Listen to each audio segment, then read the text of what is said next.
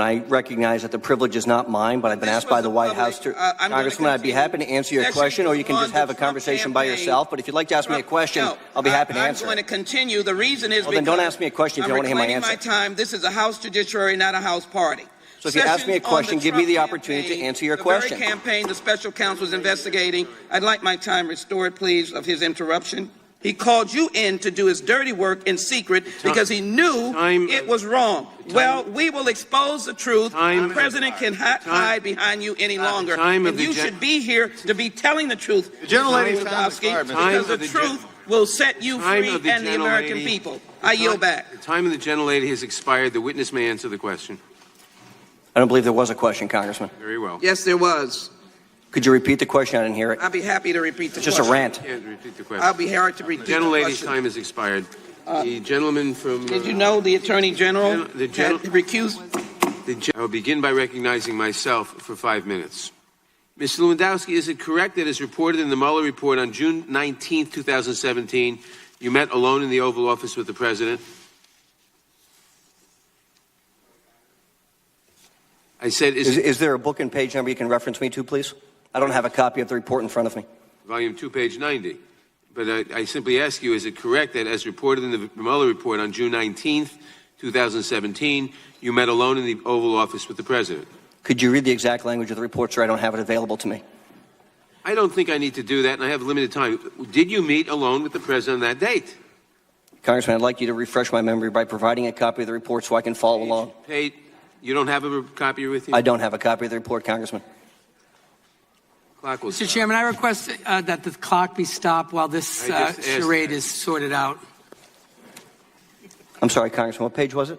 The clock should have been stopped and should remain stopped. Page 90, volume 2. Okay, and which paragraph, sir? I don't have it in front of me. I'd like a reference, sir, so I can follow along on what you're asking. Do you not have an independent recollection of whether you met with the President on that date? Congressman, I'm just trying to find in the Mueller report where it states that. Well, you have it in front of you. I gave you the page number. Okay, where on page 90 is it, sir? Mr. Chairman, you got to start the clock. No, I don't have to start the clock when he's filibustering. Bottom of page 90. Well, filibustering is a different issue. That's across the hall in the Senate. This is actual questions being done now. Mr. Chairman, point of parliamentary inquiry, Mr. Chairman. That's not the gentleman will state his point of parliamentary inquiry. Mr. Chairman, is it appropriate for a witness to refuse to answer a question and instead demand that we reference and point him to the... I'd ask that that Mueller report be closed and the witness be directed to answer the question. No, well, the answer is not appropriate, but it's on the bottom 2 lines of that page. Now it can start. The clock can start now. There's a question. Point of order. When will the clock start, Mr. Chairman? Once the question's asked, Mr. Chairman, the clock should start. Right under overview, 2nd line. Parliamentary inquiry, Mr. Chairman. The gentleman, the witness. Point of order. The witness has the time and will answer. Point of order is the question. The witness point of order will answer overrides the question. that. A point of order overrides that, Mr. Chairman, and you know that. The gentleman will state his point of order. Point of order is once the question has been asked and referenced properly to the witness to answer the question, the clock should start. It cannot be held while you and your counsel go over notes. The gentleman is correct. The clock will start. And the witness will answer the question without further delay. Yes, I see that in the report. Thank you. Did he ever discuss with you any concerns that he may have committed a criminal offense? The White House has directed not to disclose the substance of any discussions with the President or his advisors to protect executive branch confidentiality. Right, I recognize this is not my privilege. Mr. Chairman, I make a point of order. Pursuant to Clause 2J, 2A of Rule 111, that the gentleman is out of order. He has exceeded the time limit under the 5-minute rule. I will enforce the time limit under the 5-minute rule. I challenge the ruling. I challenge the ruling of the chair. The ruling of the chair is challenged. All those in favor of overriding the rule of the chair will say aye. Opposed, no? No. Roll call. Those have it. Roll call is asked. The clerk will call. Where's the clerk? No, we can make this a lot easier, Jim. We can. I mean, this. The clerk will call the roll. Yes. Mr. Nadler. The question is, will the ruling of the chair be overruled? My vote is no. Mr. Nadler votes no. Ms. Lofgren. Ms. Jackson-Lee. Ms. Jackson-Lee votes no. Mr.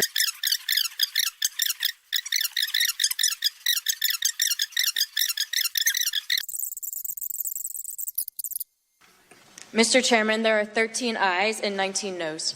Mr. Chairman. Yeah, Mr. Chairman. please. Point of order. Mr. Chairman, since the chairman has refused. Gentleman is not recognized. I will be. The point of order is sustained. Mr. Chairman. I am very troubled that the White House counsel sitting behind you are preventing you from answering these very basic questions that go to the heart of the president's conduct we are investigating. Mr. Chairman, I have a motion. Mr. Chairman, I have a motion. You will wait for your motion until I finish this. Point of order, then. Not only Point of order has got to be recognized. Not in the middle of... Yes, it does. The motion is to, since the chairman is not following the House rules, I move to adjourn. Motion is to adjourn. A motion Point of parliamentary inquiry, Mr. Chairman. Motion to adjourn. Point of parliamentary. If the Republicans on this committee are successful in this motion to adjourn, does that mean there will be no hearing and the American people will not hear from Mr. Lewandowski about his efforts to obstruct justice? Yes, that's exactly what it means. That's what I want. It also could read, they could read the 3 times as previously already done it. I have a point of parliamentary inquiry. The motion is not debatable. As many as are in favor of the motion to adjourn. I have a motion of parliamentary inquiry. As many are in favor. So Mr. Cicilline gets recognized for his inquiry, but I don't get recognized. Debatable. As many as are in favor of the motion to adjourn say aye. Opposed, no? No. In the opinion of the chair, the noes have it. Roll call is requested. The question is on the motion to adjourn. The clerk will call the roll. Mr. Nadler? No. Mr. Nadler votes no. Ms. Lofgren? Ms. Jackson-Lee? Ms. Jackson-Lee votes no. Mr. Cohen?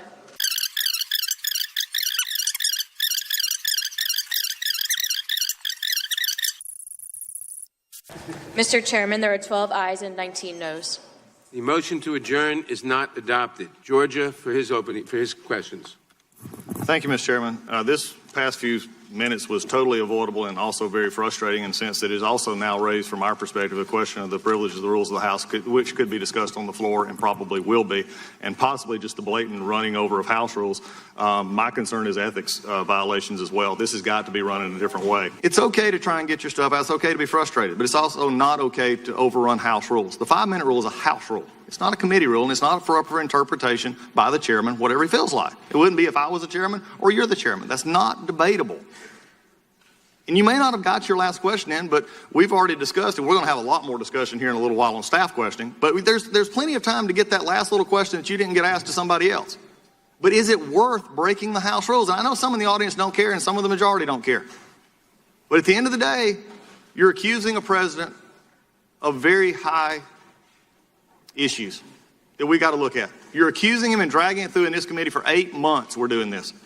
So I think following procedures is something that you actually have to look at because your idea is not really. Point of order, Mr. Chairman. The time has expired. Thank you, Mr. Chairman. Mr. Lewandowski, you are about like a fish being cleaned with a spoon. It's very hard to get an answer out of you. You felt kind of squeamish like that fish that you are trying to be right now, being scaled. You felt a little squeamish about delivering that message, correct? No, sir. Well, why did it take you so long and you never even delivered it? Correct. I never delivered the message. Yeah, you chickened out. I went on vacation. You went on vacation.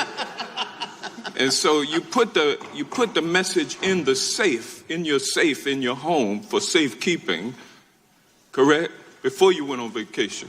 I took my kids to the beach, Congressman. That's more of a priority. And President Trump was hounding you about when are you going to deliver that message, correct? Completely inaccurate, Congressman. Well, he asked you about it a few times, didn't he? No, he did not. Have you ever put any words that the president asked you to write down before in a safe? Or was this the first time you'd done that? I believe it's my standard operating procedure when taking notes, Congressman. So every note that you take of the president, you put in a safe? How big is that safe? It's a big safe, Congressman. There's a lot of guns in there. On January 2019, on the Chris Matthews show, a member of this committee was asked, do you believe the president right now has been an agent of the Russians? That was me. That member said, yes. Chris Matthews followed up and said, an agent like in the 1940s working for a foreign power? That individual responded, he's working on behalf of the Russians, yes. Still believe that. And, you know, Mr. Chairman, The gentleman from Arizona's got the If time. Arizona has the time. I'd like 10 seconds added back on. He's You going have to 10 interrupt. seconds in any event. Do you believe that Vladimir Putin is sitting in his office right now in the Kremlin, laughing at what those on the other side of the aisle are doing, and believing that those on the other side of the aisle are useful idiots helping? Objection. I have a point of order. The lady will state her point of order. I have a point of order. According to the rules and the rules of this committee and the House rules, we cannot attribute derogatory names to our colleagues or motives to our colleagues. And I believe the gentleman said those on the other side of the aisle are idiots. This is a very sacred and somber responsibility. I've taken an oath of office, my good friend, just like you did. I am concerned about the Constitution just as you are, and I would not engage in any behavior that could be described as idiot.